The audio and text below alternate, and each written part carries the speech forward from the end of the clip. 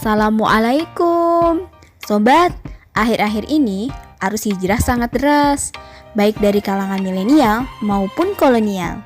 Sebenarnya hijrah itu apa sih? Hijrah berarti meninggalkan semua perbuatan yang dilarang dan yang dimurkai oleh Allah Subhanahu wa Ta'ala untuk melakukan perbuatan-perbuatan yang baik yang diwajibkan Allah Subhanahu wa Ta'ala dan diridhoinya. Hijrah itu gak gampang loh sobat. Dalam Quran surat Ar-Ra'd ayat 11 yang artinya, sesungguhnya Allah tidak akan mengubah keadaan suatu kaum sebelum kaum itu sendiri mengubah apa yang ada pada diri mereka. Oleh karena itu, dalam hijrah tentu butuh pengorbanan, ada resiko, dan harus berkemauan kuat.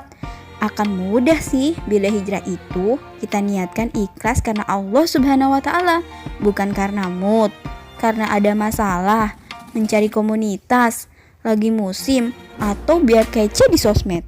Hijrah yang benar adalah jika yang pertama niatnya ikhlas karena Allah, bukan karena ingin dibilang suci, solihah, kece, dan alasan lainnya.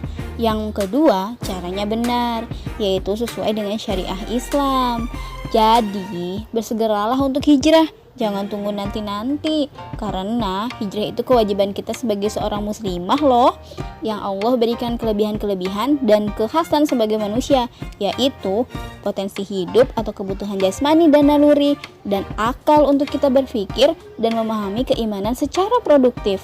Lalu bagaimana cara kita bisa memaksimalkan potensi-potensi yang Allah berikan tersebut ya?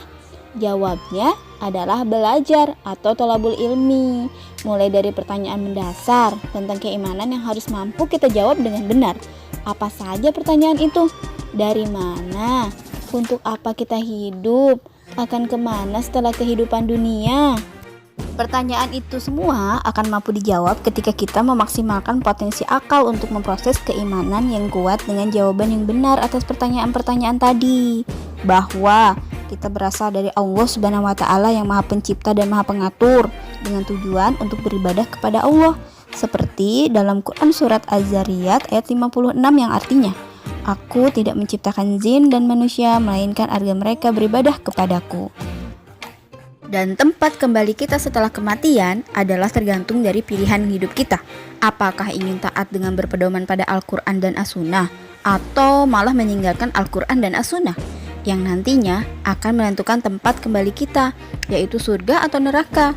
Allah sudah mengingatkan kita dalam Quran surat Al-Isra ayat 36 yang artinya, dan janganlah kamu mengikuti sesuatu yang kamu tidak ketahui, karena pendengaran, penglihatan, dan hati nurani, semua itu akan dimintai pertanggungjawabannya.